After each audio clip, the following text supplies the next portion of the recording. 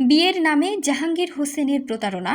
গত ২৩ এপ্রিল চতুর্থ স্ত্রী থানায় অভিযোগ দায়ের করে। স্থানীয় সূত্রে জানা যায়, কুমিল্লা জেলার লালমাই উপজেলার সিংহরিয়া গ্রামের হানিফ মিয়া এবং দ্বিতীয় সন্তান জাহাঙ্গীর হোসেনের বিরুদ্ধে লালমাই থানায় চতুর্থ স্ত্রী আয়েশা লিখিত অভিযোগ দায়ের করেন। গত বছরের ১৯ মে ২০২৪ তারিখে দুইজনের বিয়ে হয়। জাহাঙ্গীর ও আয়েশা লাকসাম জংশন অবস্থিত একটা কোম্পানিতে একসঙ্গে কাজ করত। তারপর পরিচয় ও বিয়ে হয়। বিয়ের সময় ৪ লক্ষ টাকা ধার নিয়েছে জাহাঙ্গীর হোসেন।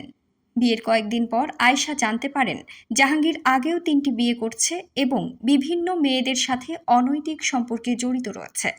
ঠিকমতো ভরণ পোষণ ও খোঁজ খবর নেয় না জাহাঙ্গীর।